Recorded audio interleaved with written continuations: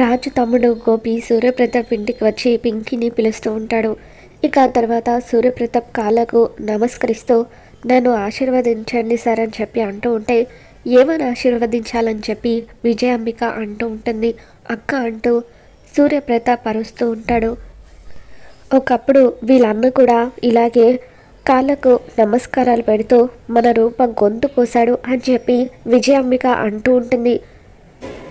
Gopi సూర్యప్రతాప్ని బతిమలాడుతూ, sir, చాలా రోజులు కష్టపడి చదివి మంచి ఉద్యోగం సంపాదించాను, ఒక్కసారి నన్ను ఆశీర్వదించండి సార్, ప్లీజ్ సార్ అని చెప్పి గోపి అంటూ ఉంటాడు.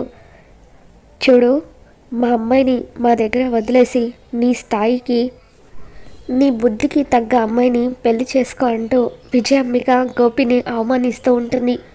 సార్, ప్లీజ్ సార్, చాలా రోజుల తర్వాత వచ్చాను అని గోపి సూర్యప్రతాప్ని బతిమలాడుతూ ఉంటాడు. ఇక అప్పుడు దీపక్, రే, నీకు ఒక్కసారి చెప్తే అర్థం కావట్లేదా, బయటకు నడు అంటూ అలా గోపి కాలర్ పట్టుకొని ఈడ్చుకుంటూ వచ్చి గుమ్మం బయటకు గెంటేస్తాడు. ఇక కింద పడిపోతున్న గోపిని రాజు పట్టుకుంటాడు. సూర్యప్రతాప్ ఇంటికి వచ్చిన రాజును చూడగానే అంతా కూడా షాక్ అవుతూ ఉంటారు.